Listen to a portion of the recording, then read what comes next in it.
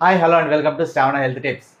Shri multi speciality hospital doctor chest physician Srinivas గారితో ఉన్నాము. ఆయన అడిగి ఈ సీజన్లో వచ్చే వ్యాధుల గురించి వాటి నివారణ గురించి తెలుసుకుందాం. సార్ నమస్తే సార్ శ్రీనివాస్ గారు. హలో అండి, నమస్కారం. నేను doctor T Srinivas, pulmonologist, Sri multi speciality clinic, Vengalarao Nagar, Hyderabad. అసలు డెంగ్యూ వచ్చినప్పుడు పేషెంట్ ఎట్లా ఉంటారు సార్? అతని పరిస్థితి ఎట్లా ఉంటుంది? కొంతమందికి వారి ఇమ్యూనిటీ బాగానే ఉన్నంత వరకు అది కంటైన్ అయిపోతుందనండి. ఎప్పుడైతే ఎవరైనా కొంచెం ఇమ్యూనో కాంప్రమైజ్డ్ ఉన్నా, లేకపోతే వారి బాడీ వ్యాధిని కంటైన్ చేయలేనప్పుడు కొంచెం సిమ్టమ్స్ తీవ్రతగా ఉంటాయి. మనం మాట్లాడుకున్న ఫీవరే కానివ్వండి, హెడ్ఏకే కానివ్వండి, లేకపోతే ఒంట్లో ఎర్రటి దద్దులు రానివ్వడం కానివ్వండి. సో ఇవి తరచుగా కనబడే లక్షణాలు.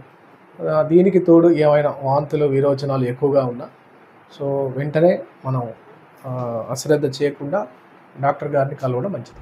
డెంగ్యూ వచ్చిందని మనం ఎలా నిర్ధారించుకుంటాం సార్? ఎలాంటి టెస్టులు చేస్తారు సార్? అవునండి, డెంగ్యూ సీరాలజీ, డెంగ్యూకి సంబంధించినటువంటి రక్త నమూనా తీసుకొని దాన్ని సీరాలజీకి పంపిస్తారు. సో దాంట్లో మనకు డెంగ్యూ ఉందా, ఉంటే అది అక్యూట్ స్టేజ్లో ఉందా లేదా వచ్చి వెళ్ళిపోయిందా అనే దాన్ని కూడా మనకు చెప్తారు. సో ఆ రిపోర్ట్ ఒకసారి మీరు దగ్గర ఉన్నటువంటి డాక్టర్ గారికి చూపించి మీరు డెంగ్యూ బాధిన పడ్డారా లేదా అనేది కన్ఫర్మ్ చేసుకోవాలి. సో ఈ రోజుల్లో చూసుకున్నట్టయితే బయట డెంగ్యూ అనే మార్కెట్ రాగానే దాన్ని చాలామంది ఫౌల్ ప్లే చేస్తున్నారు అనమాట. సో అలాంటి ప్రాబ్లమ్స్ లేకుండా మీ దగ్గర ఉన్నటువంటి రిజిస్టర్డ్ ప్రాక్టీషనర్స్ ఎవరున్నారో వాళ్ళని కలిసి మీరు సలహాలు తీసుకోవడం ఉత్తమం. సార్ డెంగ్యూ వచ్చి మీ దగ్గర పేషెంట్ వచ్చినప్పుడు మీరు ఎలాంటి ట్రీట్మెంట్ చేస్తారు?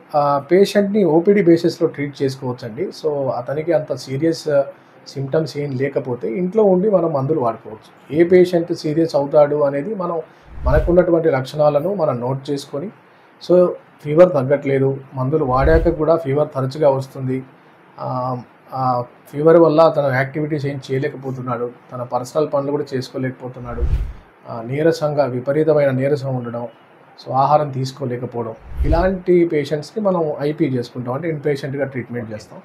సో ఈ రెండు కేటగిరీస్లో ఏ పేషెంట్ ఎక్కడ వస్తున్నాడో చూసుకొని దాన్ని బట్టి ట్రీట్మెంట్ చేసుకోవాలి. సార్ ఎంతకాలం ఉంటుంది సార్ డెంగ్యూ? అంటే మనం ట్రీట్మెంట్ చేసినా సరే అది ఎన్ని రోజుల వరకు మన ఒంట్లో ఉంటుంది అట్లా? సో మనం ఇచ్చే ట్రీట్మెంట్ మామూలుగా అయితే వారం నుంచి 2 వారాల మధ్యలో ఉంటుందండి. సపోర్టివ్ ట్రీట్మెంట్ ఉంటుంది. మనం వైరల్ ఫీవర్ అని మాట్లాడుకుంటున్నాం కాబట్టి దీనికి స్పెసిఫిక్ ట్రీట్మెంట్ ఏమి ఉండదండి. మోర్ ఆఫ్ ద ట్రీట్మెంట్ మనం ఇచ్చేది కూడా సపోర్టివ్గానే ఉంటుంది అన్నమాట. వాటి లక్షణాలనే ట్రీట్ చేస్తాం. సో దీన్ని సపోర్టివ్ ట్రీట్మెంట్ అని చెప్తాం. సార్ ఇప్పుడు మలేరియా లక్షణాలు, డెంగ్యూ లక్షణాలు రెండు ఒకేలా ఉంటాయా సార్, లేకపోతే వేరువేరుగా ఉంటాయా?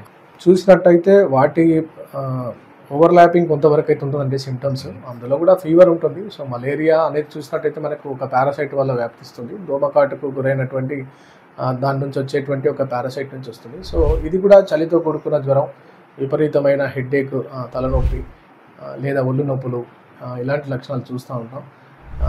కొన్ని సందర్భాల్లో రేర్ కేసెస్లో ఈ మలేరియా ఎక్కువ ట్రైబల్ ఏజెన్సీ ఏరియాల్లో ఎక్కువగా ప్రబలిస్తున్నట్టు ఉంటుంది. అండ్ చూసినట్టయితే ఎక్కడైతే అశుభ్రత, ఎక్కడైతే పరిసరాలు శుభ్రంగా ఉంటావో అక్కడ దోమలు ఎక్కువగా ఉన్నప్పుడు దాని బారిన పడే అవకాశాలు కూడా ఎక్కువ ఉంటాయి. సో ఈ మలేరియా వచ్చినప్పుడు వెంటనే రక్త పరీక్షలు చేయించుకొని దగ్గర ఉన్నటువంటి హాస్పిటల్లో వైద్యుడిచే ట్రీట్మెంట్ చేసుకోవడం మంచిది. టైఫాయిడ్, మలేరియా, డెంగ్యూ ఇవన్నిటికీ జ్వరమే మెయిన్ కారణం కదా సార్? కానీ ఎలా డివైడ్ చేస్తారు సార్? కొంతమందికి మలేరియా వచ్చిందని, కొంతమంది టైఫాయిడ్ వచ్చిందని. రైట్. ఇప్పుడు చూసినట్టయితే మనం మాట్లాడుకున్న టైఫాయిడ్లో కానివ్వండి, డెంగ్యూలో కానివ్వండి, ఈ ఫీవర్, ఈ జ్వరం అనేది ఒక లక్షణం మాత్రమే. సో ఆ లక్షణాన్ని మనం ట్రీట్ చేస్తున్నాం. ఆ లక్షణం దేని వల్ల వచ్చింది, సో అండర్లైన్ పెథాలజీ ఏంటి అనేది కనుక్కోవడం, ఆ పెథాలజీని ట్రీట్ చేయడం అనేది ముఖ్యంగా జరుగుతూ ఉంటుంది. సో టైఫాయిడ్ మీరు చూసినట్టయితే ఒక బ్యాక్టీరియా, క్రిమి నుంచి వస్తుందండి. మలేరియా మనం ముందుగా చెప్పుకున్నట్టు పారాసైట్ నుంచి వస్తుంది. డెంగ్యూ మనం మాట్లాడుకున్నట్టుగా వైరల్ ఫీవర్, సో వైరస్ వల్ల సంక్రమిస్తుంది. జ్వరం రాగానే ఫస్ట్ అందరికి గుర్తొచ్చేది పారాసెటమాల్. పారాసెటమాల్ వేసుకొని చాలామంది మాకు జ్వరం తగ్గిపోయిద్దిలేండి అని చెప్పి అనుకుంటారు. అది ఎంతవరకు కరెక్ట్ అంటారు సార్? పారాసెటమాల్ వేసుకోవడంలో తప్పేం లేదండి. బట్ దాని డోసేజ్, మోతాదు అనేది మీరు రోజుకు మించి వేసుకోకుండా, మీరు ఒకవేళ మీకు మెడికల్ నాలెడ్జ్ లేదు అనిపించినప్పుడు సో దగ్గర ఉన్నటువంటి ఎనీ హాస్పిటల్, అది గవర్నమెంట్ కావచ్చు, ప్రైవేట్ కావచ్చు, ఒక రిజిస్టర్డ్ ప్రాక్టీషనర్ నుంచి సలహా తీసుకోవడం మంచిది. Thank you sir. Thank you అండి, thank you. And please subscribe and like Shravana health tips channel for further updates. Thank you.